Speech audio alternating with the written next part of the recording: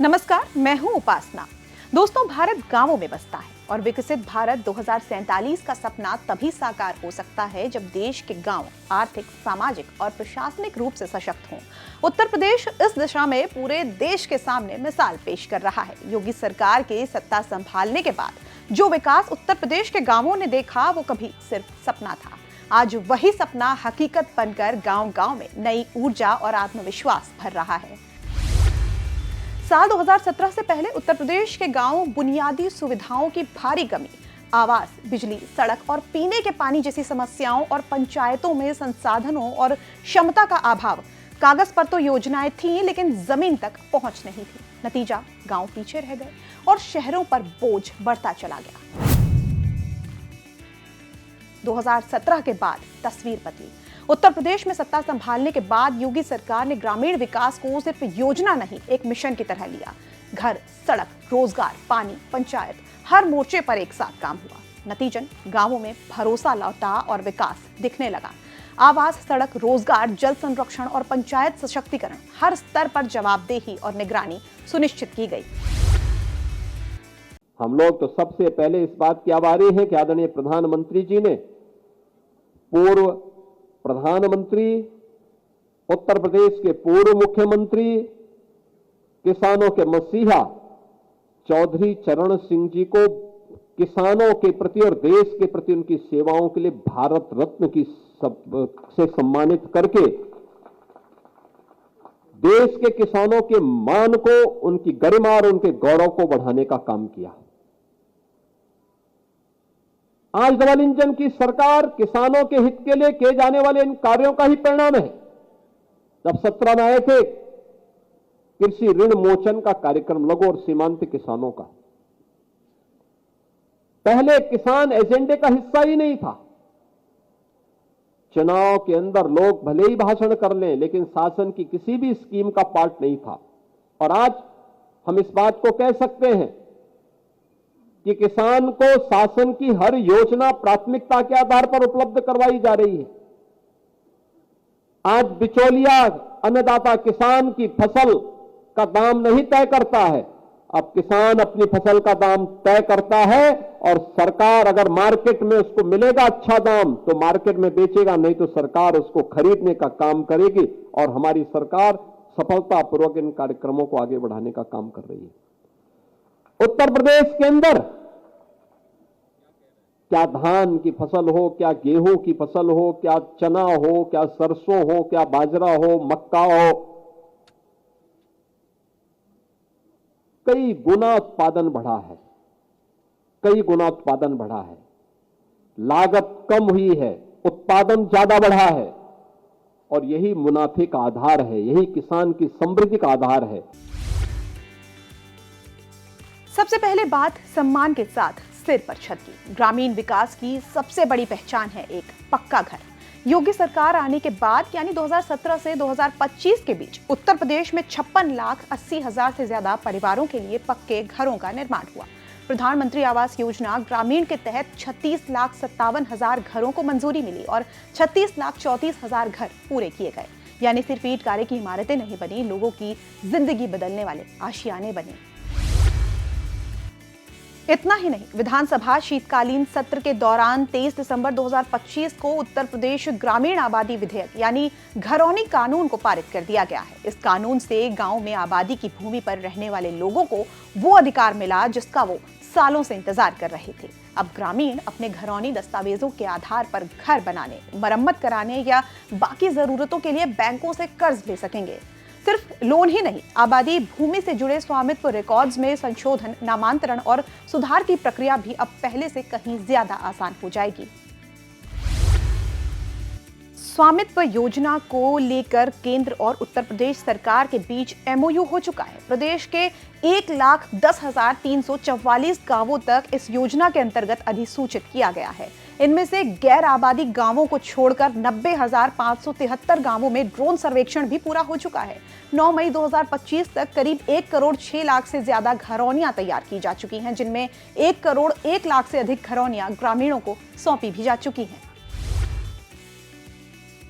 रोजगार के बिना विकास अधूरा है और ग्रामीण अर्थव्यवस्था की रीढ़ है स्थानीय रोजगार। 2017 से 2025 के बीच मनरेगा के तहत उत्तर प्रदेश ने पहला स्थान देश में हासिल किया है। इस दौरान 235 करोड़ मानव दिवस सृजित हुए। 6.19 लाख श्रमिकों को इसका लाभ मिला, जिनमें 42% महिलाएं थी। साथ ही स्वयं सहायता समूह यानी सेल्फ हेल्प ग्रुप्स में 98 लाख से ज्यादा परिवार जुड़े। ये सेल्फ हेल्प ग्रुप्स 2510 उचित मूल्य की दुकानें संचालित कर रहे हैं।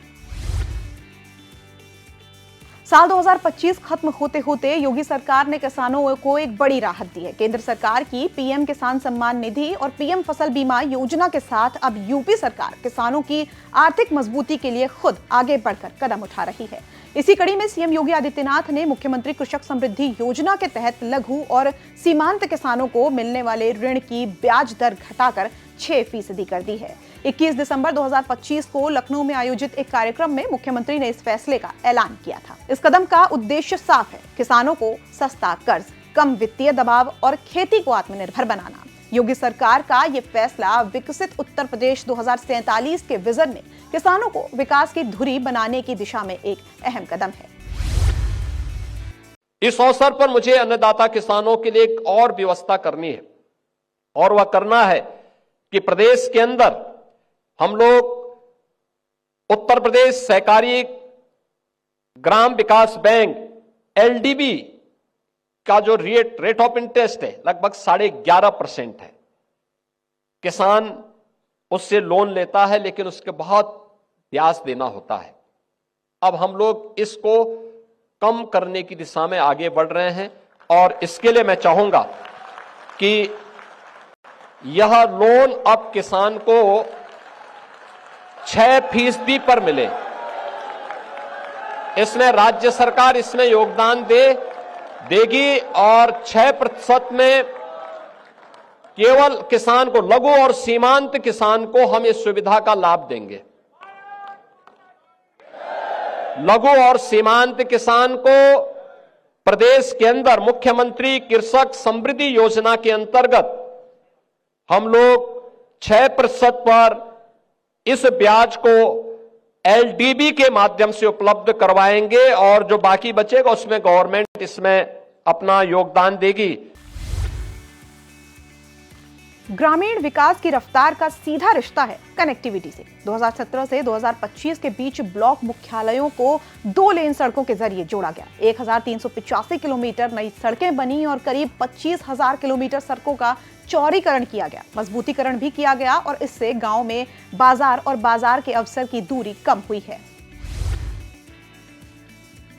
जल सुरक्षा ग्रामीण विकास की रणनीतिक जरूरत है। 2017 से 2025 के बीच उत्तर प्रदेश में देश में सबसे ज्यादा अमृत सरोवरों का निर्माण किया गया है।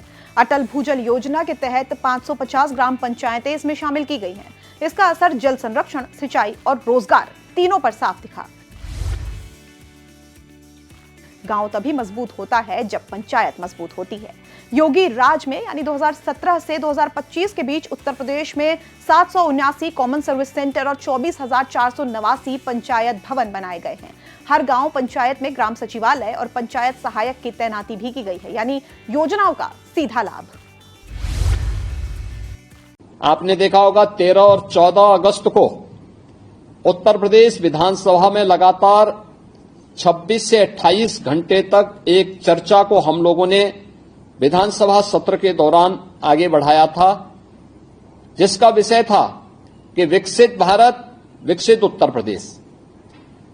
लेकिन मेरा मानना है कि प्रदेश विकसित होगा तब जब ग्राम पंचायत विकसित होगी, जब क्षेत्र पंचायत विकसित होगी, जब जिला पंचायत विकसित होगी, हमारी सबसे आधारभूत इकाई विकसित होगी तो प्रदेश भी विकसित होगा और देश भी विकसित होगा। और मुझे अच्छा लगा बहुत सारी ग्राम पंचायतों ने विकसित उत्तर प्रदेश की उस आधारशिला को सुदृढ़ करने के लिए अभी से अपने कार्यक्रम प्रारंभ भी कर दिए हैं। उन्होंने पहले से ही अपनी भूमिका का निर्वहन करना शुरू कर दिया है।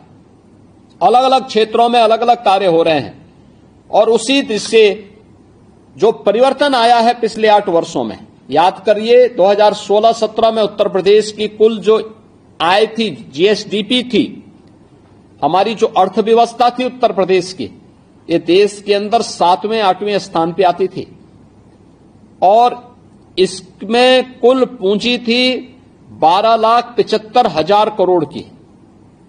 और यह उत्तर प्रदेश उस समय प्रति व्यक्ति आय का जो एवरेज था वो मात्र 43,000 रुपया था और मात्र इन 8 वर्षों में हम लोगों ने इसे बढ़ा करके उत्तर प्रदेश की जीएसडीपी को इस वित्तीय वर्ष के अंत तक हम 35 लाख करोड़ तक पहुंचा रहे हैं। उत्तर प्रदेश के अंदर प्रति व्यक्ति आय को 1,20,000 तक पहुंचा रहे हैं, यानी 3 गुना तक पहुंचा रहे हैं। ये चीजें दिखती हैं कि उत्तर प्रदेश की दशा भी और दिशा भी अच्छी दिशा में चल रहा है। अब नजर आगे की है। गांव को सिर्फ रहने की जगह नहीं, कमाने और आगे बढ़ने का केंद्र बनाना है। 2047 तक विकसित उत्तर प्रदेश के लक्ष्य में राज्य सरकार की स्पष्ट सोच है कि अगर गांव मजबूत होंगे तो प्रदेश की अर्थव्यवस्था, सामाजिक संरचना और मानवीय विकास अपने आप सशक्त हो जाएगा। इसी विजन के तहत लक्ष्य है हर नागरिक को सुरक्षित, सम्मानजनक और समृद्ध जीवन देने का। 2047 तक उत्तर प्रदेश का हर गांव आत्मनिर्भर बनेगा, हर परिवार के पास पक्का घर होगा, पर्यावरण के अनुकूल मॉडल, ग्रामीण नवाचार और डिजिटल कनेक्टिविटी के साथ यूपी प्रदेश के गांव विकसित भारत की मजबूत नींव बनेंगे। उत्तर प्रदेश में ग्रामीण विकास अब नारा नहीं, नजर आने वाला बदलाव है और जब गांव आगे बढ़ते हैं तो पूरा प्रदेश आगे बढ़ता है। विकसित उत्तर प्रदेश, गांव से राष्ट्र तक।